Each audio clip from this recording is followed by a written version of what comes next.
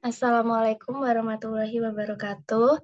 Kepada Bu Atika selaku dosen pengampu mata kuliah keamanan pangan dan teman-teman yang berbahagia. Di sini kami dari kelompok 13 akan mempresentasikan hasil diskusi kami mengenai analisis kandungan berbahaya pada cendol. Adapun anggota dari kelompok 13 ada saya sendiri, Sarah Nurul Fadilah, NIM 064, dan Ana Zahrotunisa, NIM 075. Pokok bahasan yang akan dibahas pada presentasi ini, yang pertama adalah latar belakang, yang kedua tujuan, selanjutnya metode, hasil dan pembahasan, yang terakhir adalah kesimpulan. Baik, langsung saja ke pembahasan yang pertama, yaitu mengenai latar belakang. Jadi seperti yang kita ketahui bahwa cendol itu merupakan salah satu minuman yang terbuat dari tepung beras dengan es parut serta gula merah cair dan santan.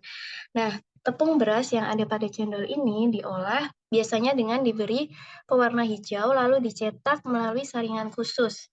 Pewarna pada cendol ini biasanya terbuat dari pewarna alami yaitu dari daun suci. Namun tidak dapat dipungkiri ada pedagang yang mulai nakal dengan menggunakan zat pewarna pakaian, pemanis buatan, bahkan campuran tawas agar berasa kenyal karena tingginya peminat akan es cendol. Nah, pada presentasi kali ini akan membahas mengenai zat pewarna sintetis yang terdapat pada cendol. Hal ini dikarenakan banyaknya produsen yang menambahkan zat pewarna sintetis untuk menarik minat pembeli. Adapun tujuan dari penelitian ini adalah untuk mengetahui kandungan zat pewarna berbahaya yang terdapat pada cendol. Selanjutnya hasil dan pembahasan. Yang pertama ada analisis rodamin B. Jadi rodamin B ini merupakan pewarna sintetik yang biasanya itu digunakan untuk pewarna kertas, wol, dan sutra. Namun seringkali digunakan juga sebagai pewarna pada makanan, salah satunya pada cendol. Nah, bahaya dari pewarna rodamin B ini adalah dapat menyebabkan gejala pembesaran hati dan ginjal, disfungsi hati, kerusakan hati, gangguan fisiologis tubuh, dan menyebabkan kanker hati. Adapun metode yang digunakan untuk identifikasi rodamin B pada sampel cendol adalah dengan menggunakan metode ekstraksi, di mana digunakan 4 jenis reaksi, yaitu yang pertama ada NH4OH 12% yang berfungsi sebagai penentu zat warna tersebut alami atau buatan. Yang kedua, NaOH 10% berfungsi sebagai penguji zat warna. Yang ketiga, HCl sebagai penguji zat warna. Dan yang keempat, H2SO4 pekat sebagai penguji tahap akhir zat warna.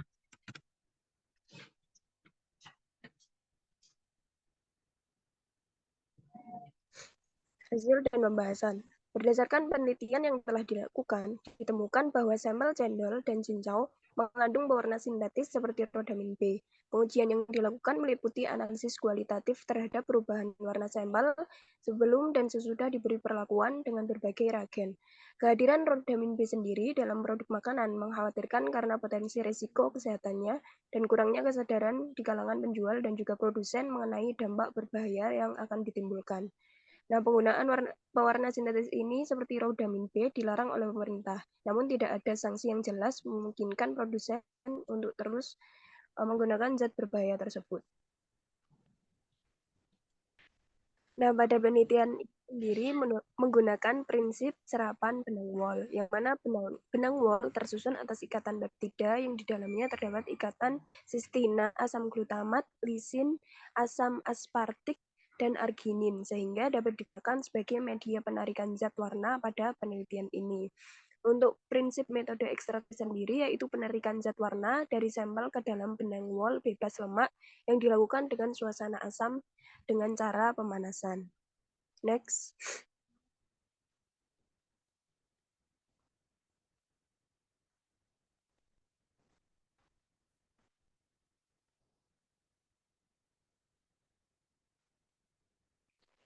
Nah, dalam metode ekstraksi digunakan 4 jenis reaksi, yaitu NH4OH 12% sebagai penentu zat warna tersebut secara alami maupun buatan, lalu NaOH 10% sebagai penguji zat warna, HCl sebagai penguji zat warna, dan H2SO4 pekat sebagai penguji tahap akhir zat warna.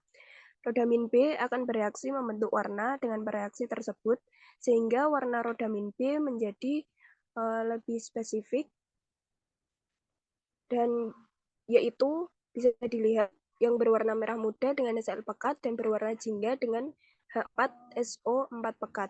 Hal ini dikarenakan adanya sumbangan H+ yang menyebabkan panjang global rodamin B bergeser lebih pendek. Nah, terjadinya perubahan warna menjadi pudar ketika ditetesi NaOH 10% dan NH4OH 12% yang menyatakan bahwa zat warna yang terdapat dalam sampel merupakan zat pewarna sintetik. Perubahan warna yang dihasilkan setelah masing-masing benang mol dari ke-9 sampel cendol dan 1 sampel kontrol ditetesi dengan keempat larutan tersebut. Maka hasilnya disesuaikan dengan hasil perubahan warna menurut standar industri Indonesia. Hasil perubahan warna sampel setelah ditetesi keempat reagen tersebut dapat dilihat pada gambar berikut. Next.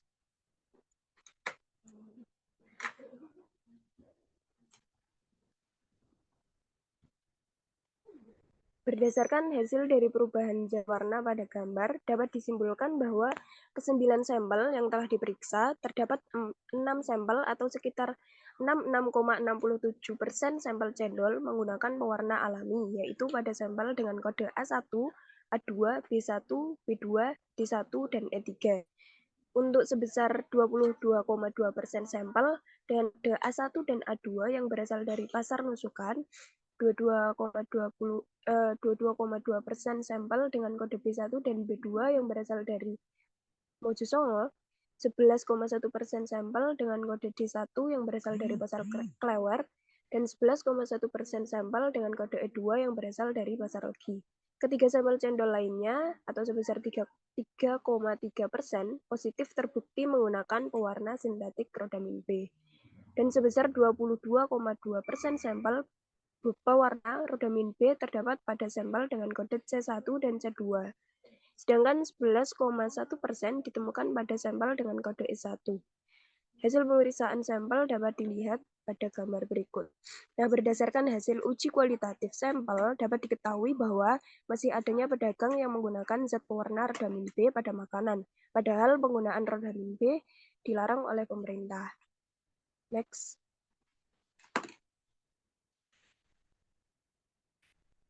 Berdasarkan kesimpulan dari penelitian, dari hasil penelitian tersebut dapat disimpulkan bahwa sebagian sampel cendol mengandung zat warna rodamin B yang merupakan zat pewarna sintetik yang dilarang dalam bahan tambahan pangan dan kosmetik. Penggunaan zat pewarna ini dapat menyebabkan risiko kesehatan yang serius, termasuk kerusakan organ hati dan efek karsinogenik. Meskipun Badan POM telah menginformasikan larangan penggunaan rodamin B tersebut, tetapi masih banyak pedagang yang tidak menyadari efek sampingnya. Next.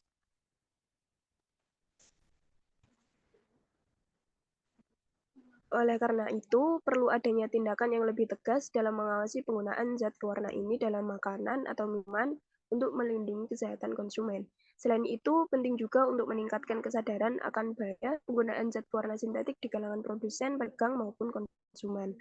Langkah-langkah pencegahan juga perlu disosialisasikan, termasuk tindakan yang harus diambil jika terpapar rodamin B.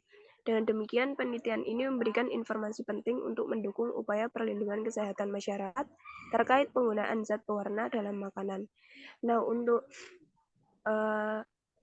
bagaimana cara menghindari agar kita tidak